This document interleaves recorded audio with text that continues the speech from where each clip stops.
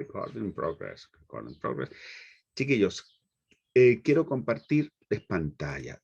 Voy a compartir pantalla. Sí.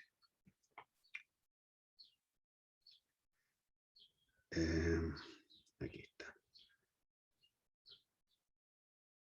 Compartir. Compartir pantalla. Ya, hombre. Les estoy compartiendo mi celular. ¿Ok? Nuevamente. Y es a raíz de los resultados de anoche de las elecciones. Y fíjense ustedes que solamente les quiero mostrar una, ese soy yo. Solamente les quiero mostrar una cosita. Un mensaje de WhatsApp que me manda un colega mío. Me lo envía prontito, cuando había 717 mesas escrutadas. ¿Ya? Y el resultado me marca. Él me preguntó abajo. Él me preguntó, ¿esto ya podemos considerarlo como definitivo? Con un 4,32%. Pero miren ustedes, 16.582. Lamentablemente no tengo los registros de cuando ya íbamos en 1.000 y tanto y se llevaba un 0,72%. Entonces también alguien me preguntó, oye, con un 0,72% nosotros podemos marcar tendencia ya, porque ya el candidato, este señor Boric, ya tenía, estoy hablando de él en particular y de Sichel, que son los dos que en este momento fueron los más interesantes. Boric y Sichel. ¿Podemos nosotros decir, me preguntaban, que ya hay una tendencia que la cosa va? Claro, 0,72%, que eran, no sé, 1.000 y algo, o algo así, no mesas, sino que votos escrutados, eran votos, sí, porque estas son 16.000, sí, los otros eran 1.000 y tanto. Votos ya leídos, ese es mi hijo. Entonces, uno se preguntaba, al comienzo, cuando ya empiezan a verse los primeros resultados, ¿puedo yo saber lo que va a pasar? Y mi respuesta fue la siguiente, fue súper clara. Mira, con un 0,72% lo dudo. ¿Por qué? Punto uno. Porque no es un muestreo aleatorio, que es justo lo que nosotros estamos tratando en este momento. No es un muestreo aleatorio. Es decir, para que un resultado sea significativo, empieza por la idea de que sea un muestreo aleatorio. Punto dos. Lo más probable es que no solo no es un muestreo aleatorio, sino que sea un muestreo intencionado. ¿Por qué? Porque es posible, bueno, estos son datos oficiales que da el CERVEL, que se supone que no tiene intención, pero sí los que muestra en su momento la prensa. ¿De acuerdo? Que ven algunos, primero algunas mesas, y al final debería dar lo mismo porque los resultados, aquí en Chile tiene una gracia nuestro sistema electoral, nuestro sistema propio de elecciones, que es que nadie puede mostrar resultados antes de que se hayan cerrado las mesas. De hecho, me llamó la atención que se mostraran resultados desde el extranjero. No se puede, no se puede. Aquí en Chile está prohibido ¿cómo se llama? La encuesta a pie de urna, que hacen en muchos países, que lo hacen los norteamericanos, lo hacen los españoles, que es, sale alguien de la sala de votación, inmediatamente pregunta, ¿por quién votó? ¡Paf! Ese está prohibido aquí en Chile, ese no se puede hacer. Bueno, y entonces, aún así, el mirar las primeras mesas, no sé, ponle tú, si tu equipo periodístico es de una cierta tendencia, o tu editorial, manda a periodistas para que saquen los primeros resultados de tal sitio. Entonces hay un muestreo intencionado de eso. Ahora, si fuera totalmente aleatorio, la verdad es que con 1.500 personas más o menos, ya debería ser suficiente para que nosotros sepamos lo que va a pasar. Aleatorio, pero totalmente aleatorio. Es decir, desde el primer chileno hasta el último chilenito al sur, votando. Y por cierto, en Chile no votan solo chilenos, sino que son los residentes legales también. Es decir, del primer votante hasta el último votante. Y elígeme aleatoriamente 1.500. Y ahí yo te puedo empezar a creer. Pero ¿saben lo que ocurrió ayer? Que sea o no sea muestreo aleatorio. Mira, ahí con esto ya se puede hablar de tendencia. Bueno, yo le respondí que con 432, porque esto no es el del 0,72, les vuelvo a insistir que ese no lo registré porque no me había entrado en mente todavía la conversación que después surgiría. Con 0,72 yo encontraba que era poco por el tipo de muestreo. Con 4,32 yo le respondí rotundamente, le dije que sí, ya está. No sé qué hora era, pero con 4,32 sí. Y fíjense ustedes un detalle. Aquí está el resultado. 60,41 de uno, insisto, de los dos que eran llamativos, y el otro 45,79. Uno es Sichel, el segundo es Sichel, el primero es Boric. ¿Ok? Ya. Este chico, este colega me lo marcó, era porque él era votante de Boric, entonces pues estaba emocionadísimo. ¿No? Después, espero no equivocarme de imagen, voy a ir a la siguiente. Miren, esto fue mucho rato más. Después, ni siquiera mucho rato más, porque todavía, esto fue ayer a las 19:18. Mire, Boric 60,91, con un 24,68% escrutado, y Sichel 48,34. ¿Se dan cuenta ustedes? ¿Se dan cuenta ustedes que no cambió mucho? No cambió mucho del 0,72%, sí, 0,72% de mesa escrutada al 4 y tanto, al 24 y tanto, incluso al 100%. No cambió mucho. ¿Qué podemos sacar conclusión? Que al final de alguna forma hubo aleatoriedad en lo de ayer. En el fondo, lo que ocurrió, y para que lo sepan ustedes bien, o sea, pucha, me puedo equivocar, también estoy haciendo un análisis estadístico de esto, o sea, también hay un margen de error que debo admitir. También lo que ocurrió es que la votación de estos dos señores, Sichel ay, ¿cómo se llama? Ah, no, no está aquí el otro. Aquí. Sichel y Boric fue más o menos homogénea en todo el país. Y si ustedes se fijan, más o menos esa fue la tendencia por regiones. En todas las regiones, creo que en todas las regiones ganó Boric. Y creo que en todas las regiones ganó Sichel. No estoy muy seguro de eso, no lo recuerdo. Pero se fijan ustedes, al final resultó que la votación fue más o menos homogénea en todo el país. ¿Y de qué estoy hablando cuando hablo de homogeneidad? Cuando hablo de homogeneidad, ese es uno de los test típicos que nosotros tenemos que hacer inferencia. No te quedes nunca, no te quedes nunca con con un promedio. Acuérdense que también ayer les dije, bueno, hace una semana les dije que la proporción es un promedio. La proporción propiamente tal es un promedio. No te quedes solamente con el promedio. Toma en cuenta la variabilidad. Y la variabilidad es la que habla de homogeneidad.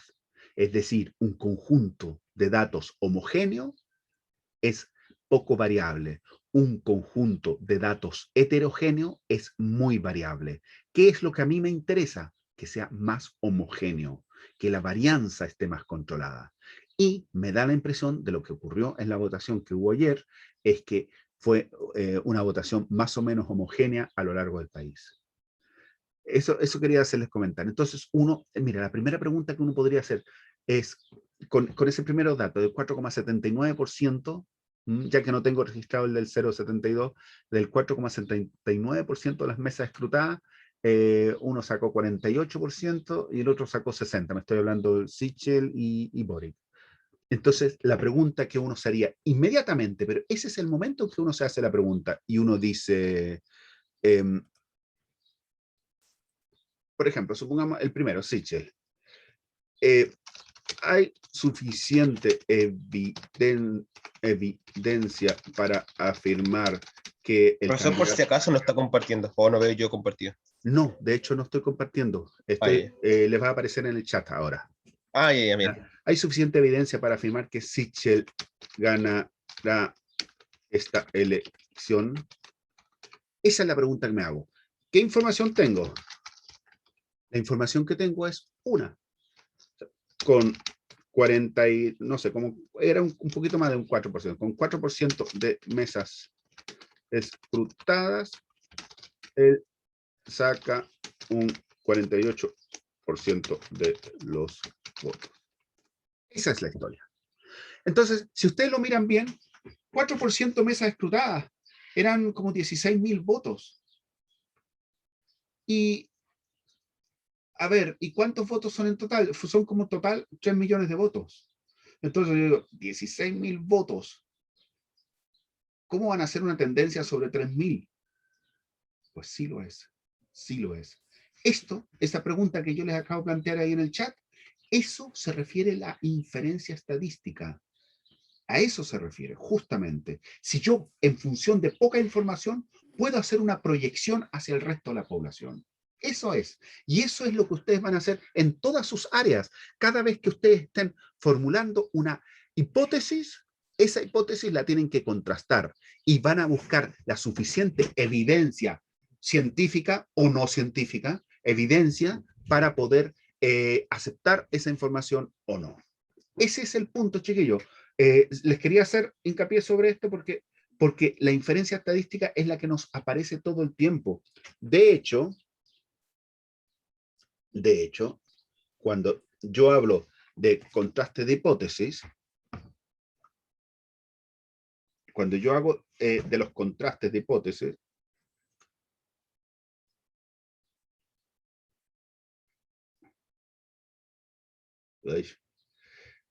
yo siempre tengo una cosa que es una hipótesis nula. Una hipótesis nula que afirma algo que está ocurriendo, algo que yo creo que puede ocurrir o que se puede mantener.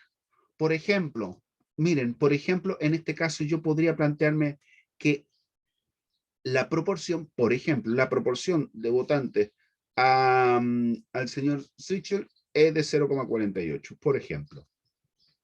Y la hipótesis alternativa es que no. Pero la verdad, cuando uno se plantea la hipótesis, supongamos que yo estoy preguntando, como puse en el chat, ¿hay suficiente evidencia para afirmar que este señor va a ganar la elección? Es decir, también es comparado con los demás, sin duda, sobre todo porque eran 4 candidatos, es comparado con los demás. Es decir, pucha, si hay un 100% y él tiene un 48%, es casi imposible. Tendría que haber otro que saque un 49% y los otros un 0 y tanto por ciento, nada más.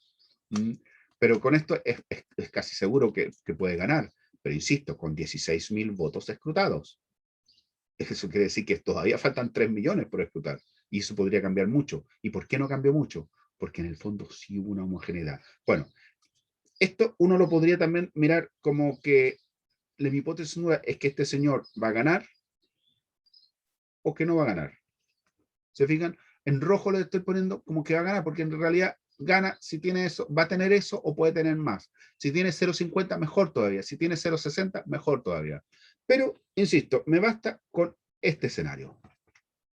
Entonces, los datos me tienen que dar suficiente evidencia, y yo tengo dos hipótesis, para poder rechazar la hipótesis nula. Es decir, por favor, chiquillos, como muchos de ustedes no se van a examinar de esto, no van a tener una prueba de esto, el apunte va a quedar y quiero que de todos modos sepan en qué mundo estamos.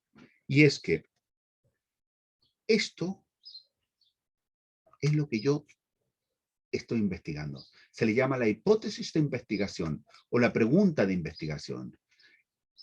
Yo estoy cuestionando la hipótesis nula. La hipótesis nula es lo que es el status quo, es lo que yo espero que ocurra habitualmente, esto es lo que ocurre, pero con este nuevo tratamiento que yo estoy aplicando, con esta nueva vacuna, con todo lo que ustedes quieran, yo quiero rechazar mi hipótesis nula. Entonces yo tengo una hipótesis nula y una hipótesis alternativa. Les insisto, la hipótesis alternativa es la que yo estoy estudiando. Yo me quedo con la hipótesis alternativa, escuchen bien, registren aquí, siempre y cuando yo tenga suficiente evidencia para rechazar la hipótesis nula. Si no tengo suficiente evidencia, pónganlo ustedes que aquí me hubiera dado, no sé, al final esto me da 0,49, no hay una diferencia. ¿Hay diferencia entre 0,48 y 0,49? No la hay, no la hay. Por lo tanto, necesito suficiente evidencia. Y la evidencia está dada por... Anda, que estoy escribiendo aquí. Ahí. Está dada por una serie de indicadores. Uno de los indicadores es lo que nosotros llamamos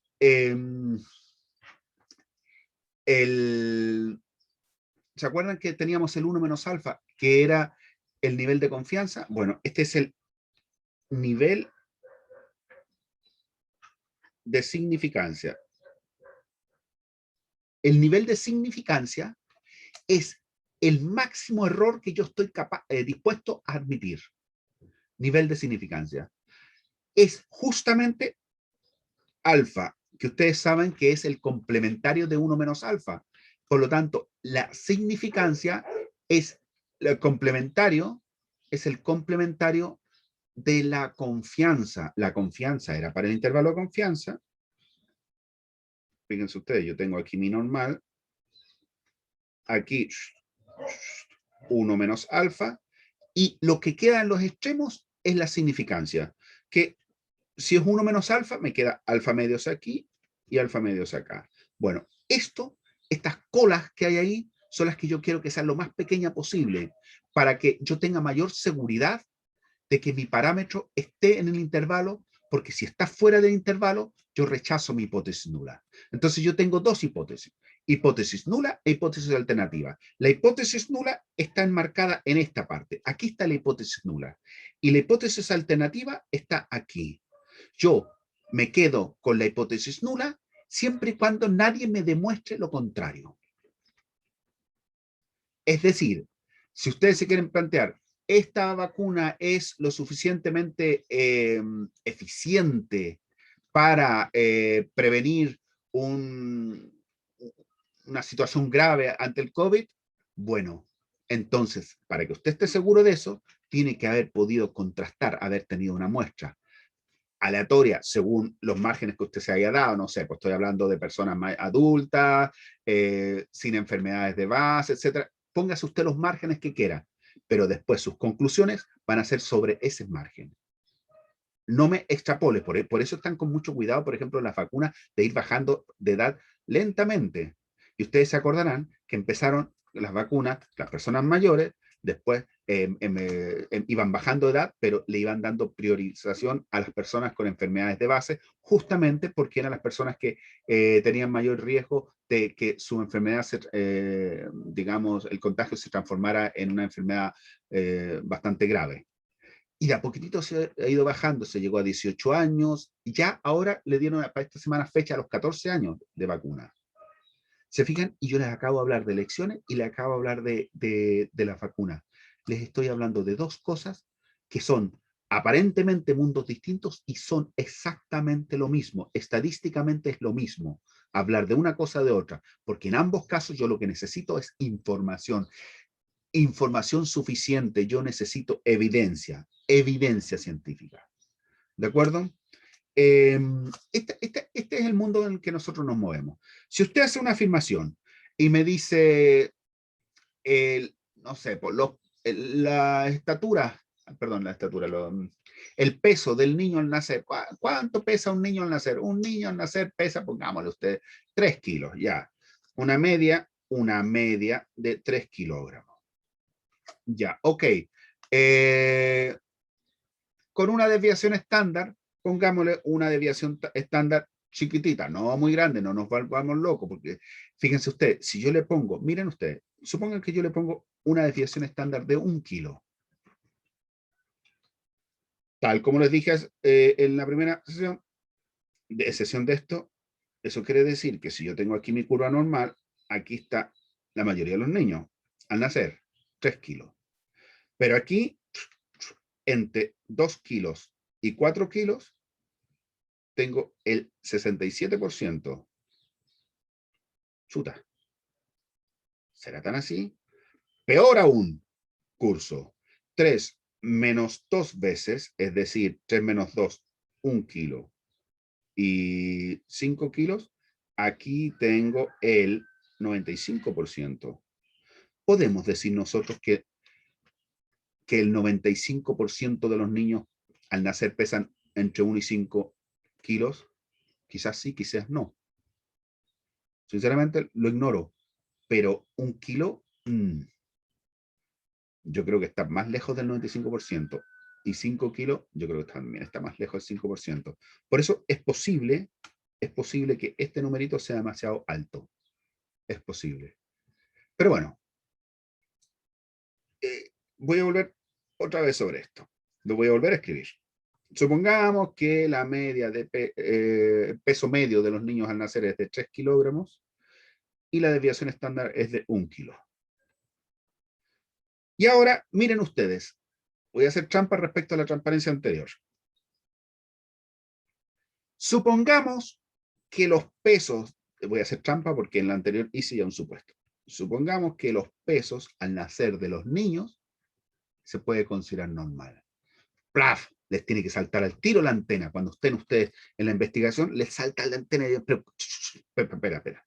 Me estás metiendo en la cabeza de que el peso es 3 kilos. Me estás metiendo en la cabeza que el peso de desviación, que la desviación estándar de los pesos es de 1 kilo. Pero es que además me estás metiendo en la cabeza que es normal. No, pues. Hazme los contrastes correspondientes. Contraste primero, H0 mu será 3. Contraste segundo, sigma será 1. Y el contraste tercero, la distribución será, le pongo 3 porque no es una igualación numérica, digamos, propiamente tal. No es que sea igual a un número, por eso le pongo 3. Pero será normal y además con media 3 y desviación estándar 1. Siempre que se hace una afirmación científicamente hablando, yo debo contrastarla. Por eso muchas veces los enunciados, los problemas dicen, bueno, después de un estudio, después de largo estudio, después de la experiencia, se ha comprobado que, o se puede suponer que. ¿Se fijan? Estos dos contrastes que están aquí son paramétricos y este es no paramétrico. Este es paramétrico, no paramétrico. No paramétrico es porque no está tomando en cuenta el parámetro, sino que la forma de la distribución. Pero les voy a hacer otra afirmación más, chiquillos. Se toma una muestra aleatoria. No sé, pues D, N igual, no sé, lo que ustedes quieran. A ver, vamos a vacunar 3.000 personas. De 3.000, N igual a 3.000. Y bueno, y bla. Otro cuestionamiento. ¿Es aleatoria? ¿Es aleatoria?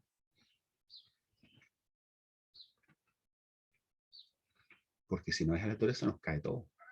Porque si tú estás diciendo, se toma una muestra aleatoria para hacer un estudio, se toma una muestra aleatoria y después resulta que no es muestra aleatoria, es decir, el punto inicial se rompe todo el estudio y pierde toda la validez. Muestra aleatoria, normalidad y los parámetros. Todo se tiene que contrastar. ¿Y cómo se...? Hasta pueden decirlo ustedes, simplemente decir, H0, la muestra es aleatoria. Pueden decirlo, la muestra es aleatoria versus no lo es. Y los test no paramétricos nos indican eso. Yo les quiero mostrar ahora en el PDF para que en su momento, cuando en algún momento futuro tengan que ustedes acceder a esto, sepan por último dónde buscar o en el apunte mismo este que tienen o en libros. Dónde buscar estas cosas. Lo que necesito yo es, ¿sí? Guardar esto primero.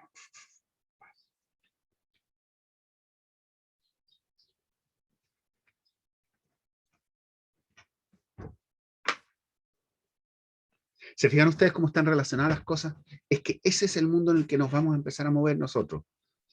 Es bien interesante, chiquillos, porque esto es lo que le da peso a la estadística. Si me dice a mí, oye, estadística es sacar promedio, tomar un conjunto de datos y en función de esos datos sacar conclusiones, yo te digo, no, eso no es estadística, eso es aritmética, no es nada más que eso.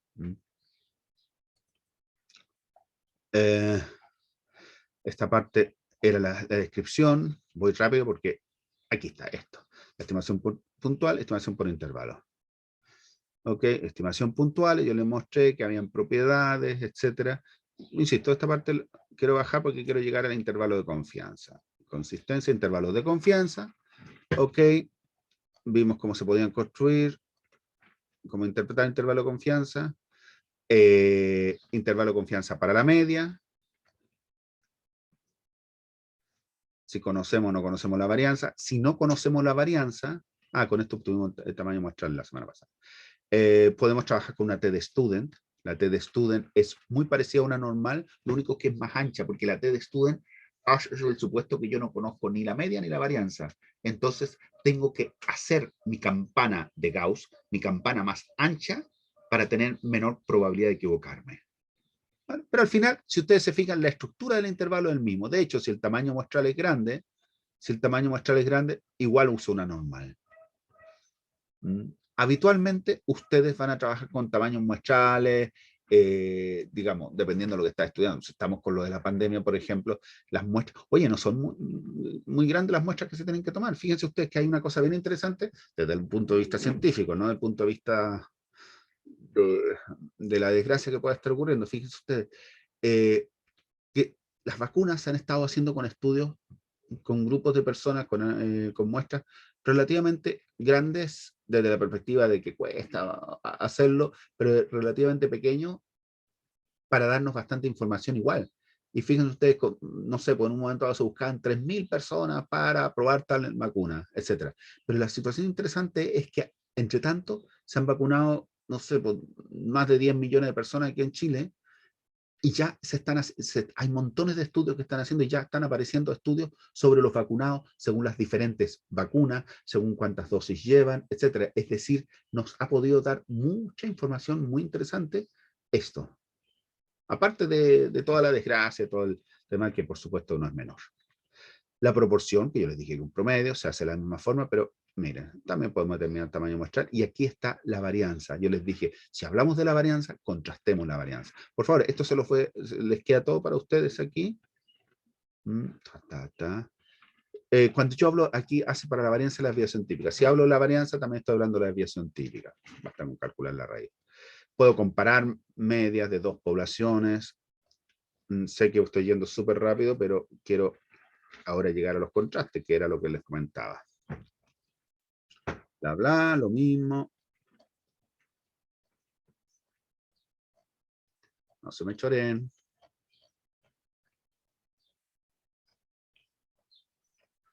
Y este es el último. Y luego... no era el último. Contraste de hipótesis. Esto es lo que yo les hablé, con lo que comencé hoy. Contraste hipótesis, yo tengo una hipótesis nula versus una hipótesis alternativa. En cuanto a los contrastes paramétricos, puedo tener una simple contra una simple. Por ejemplo, en la hipótesis nula puede ser, no sé, tal candidato saca el 48% versus la negación saca un 45%. No la usamos nosotros tanto, más bien simple contra compuesta, que saca 48% contra que no saca 48%. ¿Ya? Yo tengo esta tablita, esta tabla es famosísima en todo lo que es el análisis científico, en que yo tengo, miren, esta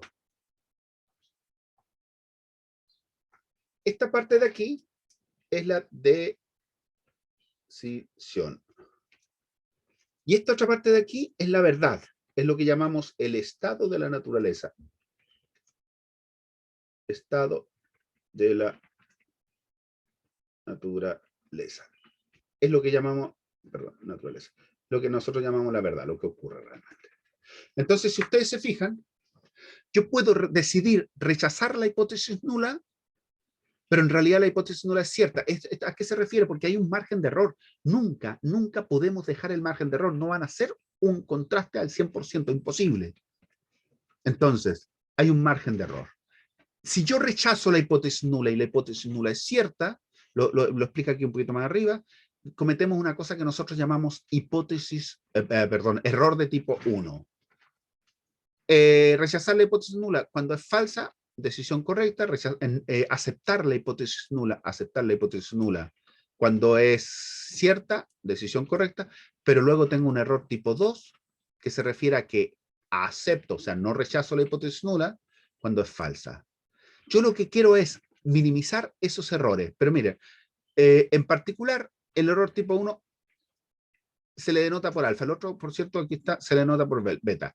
Quiero que este alfa sea lo más chiquitito posible, es decir, ¿por qué? Porque yo lo que estoy buscando, acuérdense, mi hipótesis de investigación es la hipótesis alternativa, entonces, en el fondo, de una u otra forma, yo estoy buscando contrarrestar, rechazar la hipótesis nula. Y eso lo tengo que hacer con un nivel de significación alfa, chico. 10% como mucho y lo más chiquitito posible. 5% habitualmente. Entonces tenemos así nosotros una región de rechazo, ¿ok? Una región de rechazo que está dada por este que llamamos p-valor. En todos los estudios les dan a ustedes un p-valor. Esto no me extrañaría que lo hayan visto en el taller, por cierto. Y este p-valor es el alfa verdadero, es decir, ese alfa chiquitito que yo les marco, es el alfa verdadero. Si ese alfa es más chico que el que yo me he fijado, por ejemplo, supongamos que yo me fijé un alfa de un 5% y me resultó el p-valor de un 1%, ustedes rechazan su hipótesis nula. Punto. Aquí está. Si alfa es menor que el p-valor, rechazamos H0. Si alfa es mayor, aceptamos la hipótesis nula. ¿Ok?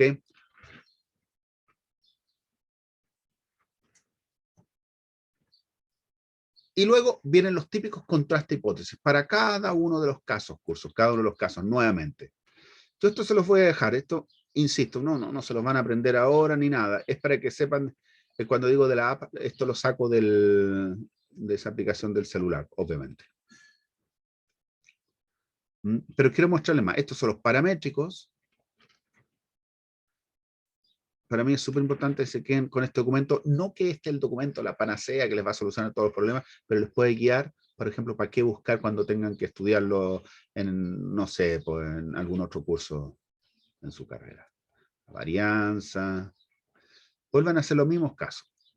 Diferencias de medias. Es habitual comparar medias, es decir, oye, en este grupo, por decirles algo, los pesos medios serán iguales a los pesos medios del otro grupo, o comparar proporciones.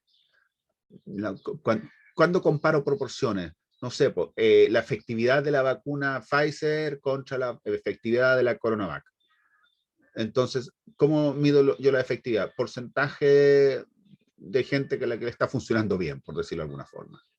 Bueno, proporciones. Y ahí estoy contrastando proporciones. Primero efecto, programa de formación, una empresa de productos farmacéuticos, bueno, etcétera. Sí, es lo mismo.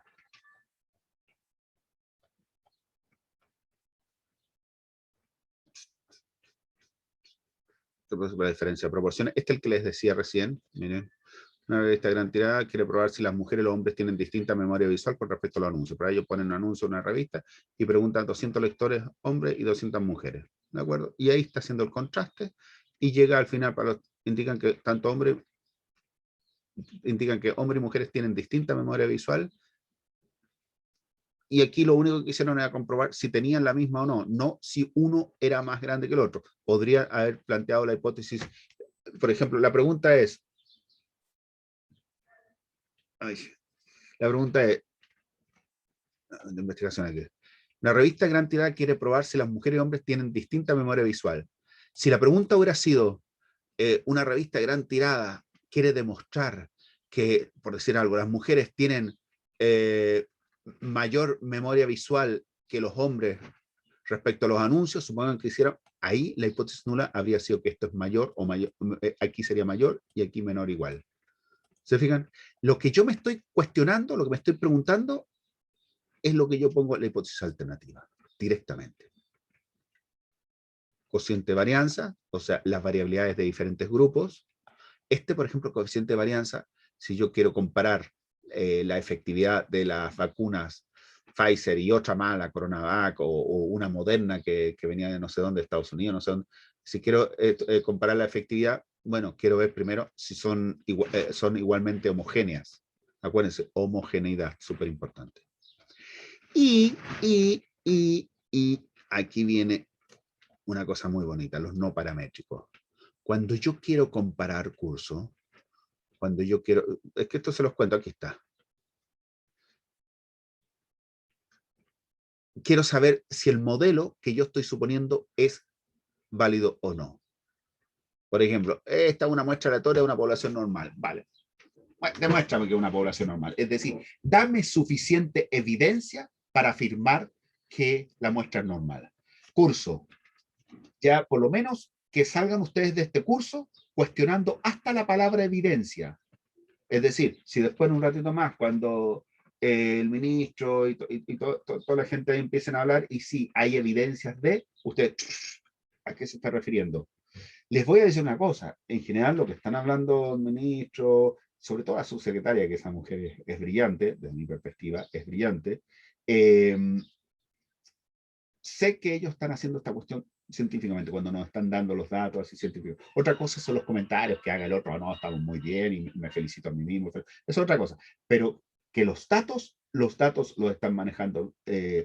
A ver, los datos que están entregando, no sé si estarán bien o no, ese es otro problema, pero que saben manejar los datos, sí los saben manejar. No me cabe la más mínima duda. Entonces yo creo que cuando hablan de evidencia, yo creo que sí. El que se cae cuando habla de evidencia es el otro, el que interpreta después, por ejemplo, el periodista. El periodista, muchos periodistas no tienen ni idea de lo que es la palabra evidencia. Entonces ellos usan, no, si hay evidencia que hay un mayor tráfico, pero no sabe de qué está hablando. Bueno, ustedes sí, la antena, cuando les digan algo así, evidencia, tenemos una hipótesis, cosas así, que no quedan en el aire. La independencia de las observaciones, la permanencia de su modelo tanto en forma como en parámetros durante la obtención de la misma. Claro, yo puedo suponer que tengo este modelo, pero ese podría ir cambiando. Y después la independencia, es decir, son cosas que a mí me interesa contrastar. ¿Y cómo lo contrasto? Esto, no sé si lo habrán alcanzado a ver en el taller, me gustaría que sí. En el taller, el contraste de chi cuadrado de bondad de ajuste, típica tabla de bondad de ajuste, en que tienen la chi cuadrada, cuando le dicen, ¿cuánto vale la chi cuadrado? Tanto. Pero ustedes saben que ustedes se van a guiar por el p-valor, básicamente. ¿Ok? La distribución. Esta formulita, que es el resultado, nos lo entrega el programa, el R o el SPSS o cualquier programa que ustedes quieran usar de forma automática. Entonces, yo lo único que quiero es que sea lo más grande posible. En un área metropolitana selecciona una muestra de 250 personas al azar y se les pregunta cuántas veces habían comprado un cierto producto durante el mes anterior. Los resultados son los siguientes. Veces 0, 1, 2, 3, 4, 5. Queremos contrastar la hipótesis de que esto proviene de una distribución de Poisson. Por ejemplo, ustedes no van a trabajar tanto con la Poisson, ustedes van más con la normal, chiquillos. Con lo que ustedes trabajan es sobre todo con la normal. Contraste de Kolmogorov-Smirnov. Porque los contrastes no son únicos, ¿eh? El Kolmogorov-Smirnov es otro modelo, otro contraste que se utiliza muchísimo para comprobar normalidad. Sobre todo para comprobar normalidad. Aquí está la forma teórica como se obtiene, pero evidentemente, chiquillos, evidentemente esto se tiene que hacer con un programa computacional. ¿Ok? Aquí se explica de dónde sale, etc. Aquí la hipótesis es con una exponencial. Y bueno, y les dejé aquí puesto un apartado especial para la normalidad, porque la normalidad, ustedes, especialmente ustedes, tienen que saberla analizar. ¿Vale? Estos son específicos. El famoso Lillieford, que utiliza, que es muy parecido al de Kolmogorov-Smirnov. Ya, aquí van a poder ver, tengo esto. Miren, ustedes se van a encontrar más de alguna ocasión, o mejor dicho, se podrían encontrar en más de una ocasión en que los estudios que ustedes tengan que realizar no pueden ser para 1.500, para 3.000 o para 10.000 personas, sino que sean para poquitas personas. Por ejemplo, las que están ahí, poquitas personas, y esta incluso podrían ser muchas. Bueno, con eso yo podría llegar a una conclusión de normalidad. Les voy a decir una cosa, en general no, pero lo que sí pueden llegar a ustedes a una conclusión de que con esos datos hay una evidencia para indicar de que no sean normales. Porque ustedes lo que están contrastando, insisto mucho en eso, ustedes están contrastando si hay evidencia o no en contra de la hipótesis nula. O sea, ustedes están buscando llegar a la hipótesis alternativa. Entonces, por ejemplo, este es un contraste de normalidad. Hay una serie de derivaciones de este. El chi cuadrado, el Kolmogorov-Smirnov. Y aquí lo menciono en el texto. El contraste chi cuadrado, aquí le menciono el Kolmogorov-Smirnov. Independencia. Independencia hay muchas formas de verla. El de chi cuadrado, un contraste de independencia. ¿Vale? Y ustedes también se pueden encontrar con este contraste. Déjenme ver. Hasta aquí está con chi cuadrado. Déjenme ver aquí. Bueno, y la homogeneidad. La homogeneidad es comparar las varianzas. Pero les quería mostrar una cosita.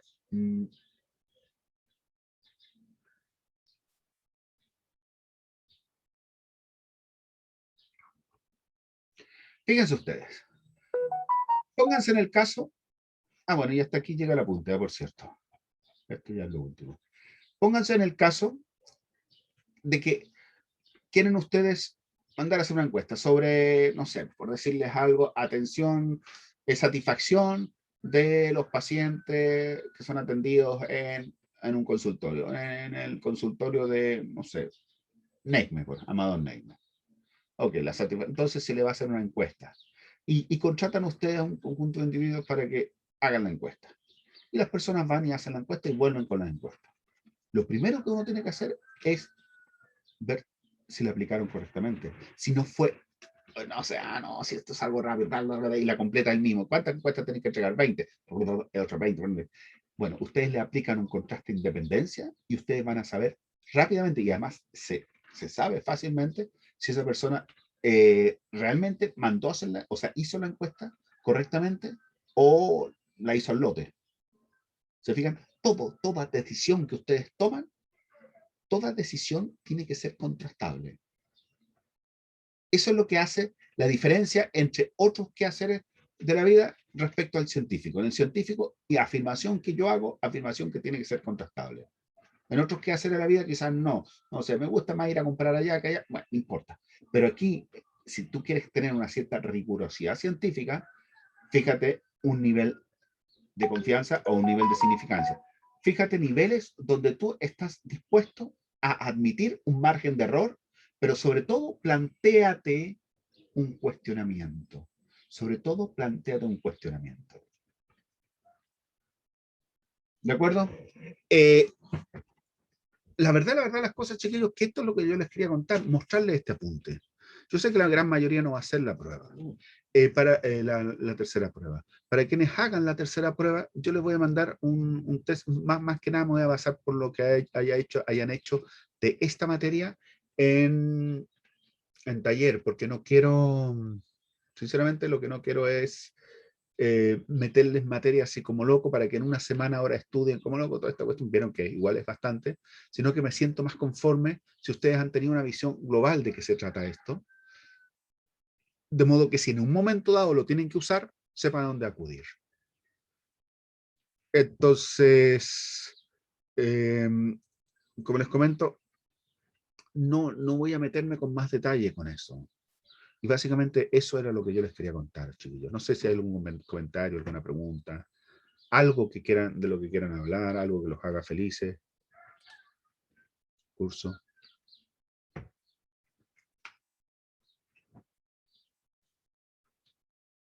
No mucho, ¿no? Por mi parte, todo bien.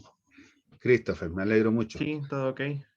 Chiquillos, entiendan ustedes que ha sido un año que no nos hemos visto prácticamente nada. Alguna vez le he visto alguna cámara a algunos, pero básicamente no. Pero todo para mí ha sido un gusto igual. Lo único que espero es que les vaya súper bien en general en todo el resto de la asignatura. Conmigo, bueno, ¿por qué me atrevo a hacer estas cuestiones aquí al final de poner la tercera prueba optativa? Primero, por las condiciones en que estamos, pero segundo, porque confío en que ustedes van a estar funcionando bien, que va a ir todo bien. Y nada, pues desearles mucho éxito, chiquillos, mucho éxito en todo. Y nos vamos a seguir viendo porque nos encontraremos. Y próximos años, cuando estemos con clases presenciales y yo pase por un pasillo, algunos de ustedes me decir, hey, yo soy Zachary, yo soy Matilde, yo soy Máximo, Christopher. A Lisette la voy a reconocer. Y a Javiera. Chiquillos, que tengan un buen día, una excelente semana. ¡Ay! Póngame una corrida de presentes, chiquillos. Uy, casi se me olvida eso. Una corrida de presentes, por fin. Gracias, Máximo, me lo recordaste.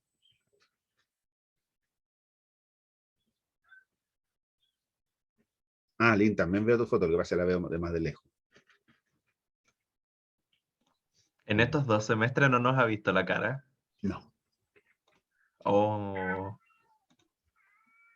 Yo creo que hay que prender la cámara para ahí nos pueda ver antes de. Es muy cómico, pero no nos conocemos. No nos conocemos. Creo que en alguna clase, creo que prendí la cámara. Creo Yo que sé fue que en la primera. sí, yo sé que alguno de ustedes de pronto encendió la cámara. ¿Hay alguna cara que incluso... ¿Quién fue el que habló recién?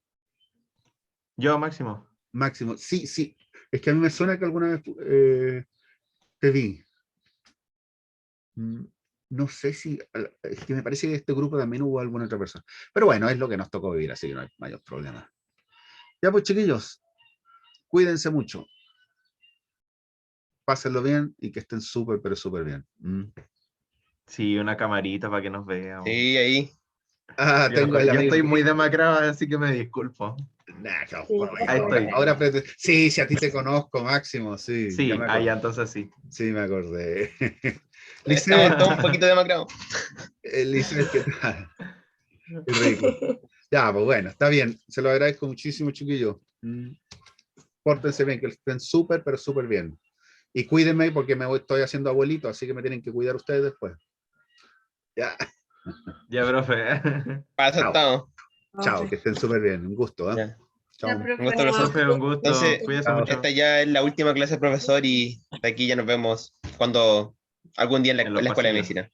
Cuando toque. Excelente. Ujú. Bueno, profesor, un gusto conocerlo. Cuídese mucho. Ya. Igual. Gracias Chao. por todo, Gusto, Chao. profe. Chao. Chao. Gracias por todo, profe. Gracias Chao. por Gracias a todo. ti, Sí. Mati. Chao. Mm. Cierro.